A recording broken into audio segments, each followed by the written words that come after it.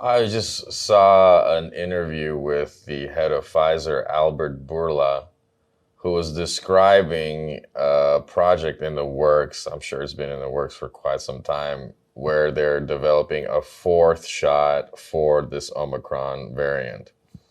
And it was interesting because he started off the statement saying that we are basing these new inoculations on a model of Omicron that we have gathered. And so we do not have a live sample. We have generated a model and we are creating this inoculation based on that. Why would Albert Bourla go that route? Why not get a live sample from an infected person or, a zoological sample or something like that? Why go?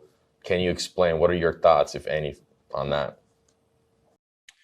I think Americans and people worldwide should be concerned when a CEO of a manufacturer is trying to advise the country or the world on strategy. That's a gross conflict of interest. Someone like him should actually be completely out of the media now because this is a public health crisis.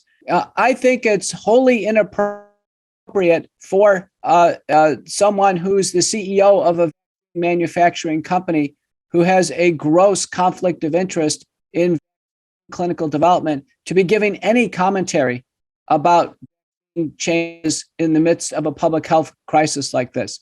CEOs of manufacturers should be off the air. They should be prohibited from public comment because of conflict of interest. They cannot give a fair, balanced assessment of what's going on because they're heavily conflicted.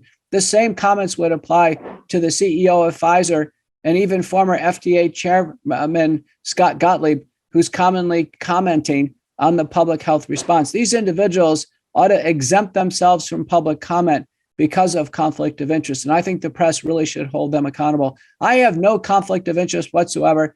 I'm an independent scientist, a clinical physician, epidemiologist. I see and examine patients every day who have received the vaccine as well as who've had COVID-19. So I'm completely grounded in my comments. We know that with each injection of messenger RNA, in the case of Moderna, it's 100 micrograms of messenger RNA. It codes for the original Wuhan spike protein, save for one or two changes in amino acids. And we know that Wuhan spike protein has been largely extinct from the world for many months now. So the Moderna vaccine is coding against an extinct version of the spike protein. Fortunately, there's enough antibodies to common elements of the spike protein where Moderna has some efficacy. It's markedly diminished from its original efficacy, but it still has some.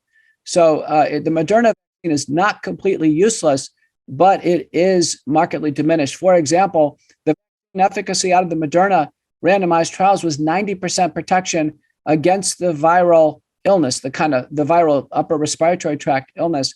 We now know in a paper by Cohn and colleagues from the Veterans Administration, over 700,000 veterans, they calculated efficacy, not randomized. So again, this is biased towards making the look good because of selection bias. We know the vaccine efficacy has slipped in September to about 70%. And that is very similar to what was found by Nordstrom and colleagues from Sweden in 1.6 million pairs of individuals for the same outcome, the development of the upper respiratory tract infection. So with 70% protection and only about 6 months of duration, all the manufacturers acknowledge it's 6 months. The immunity is sufficiently weak. It's not compelling for a public health proposal that everyone should get.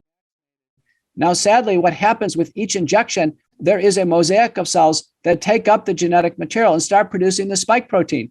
The spike protein is 1,200 amino acids. It's the spine on the ball of the virus, and it's directly dangerous to critical organs, the brain, the heart, the reproductive organs, the blood vessels, and in fact, directly causes blood clotting. All that's sufficiently proven now. So we know the spike protein is a bad actor. It's the last thing we want in the human body. And in fact, with the first injection, within the first day, there's measurable spike protein in the blood. Even up to 29 days later, we now know the messenger RNA lasts in the body probably for a month or longer. And this spike protein that's distributed throughout the body It's now known that it can take about a year and a half to clear it out of the body with the respiratory infection, a much lower quantity. And now with the almost certainly a larger quantity, we're probably on that year and a half schedule, both the S1 and the S2 segments of the protein. So what I'm telling you is with each injection, the body is loaded with spike protein and has over a year now to clear out each injection. So once we get to 6 months, it will become impossible to prevent loading the body of the dangerous Wuhan spike protein. And even if Moderna adjusts it for Omicron, it's still the spike protein that will have injurious aspects to it. And we shouldn't have a foreign protein devised in a lab from China installed into human bodies in Americans and all over the world.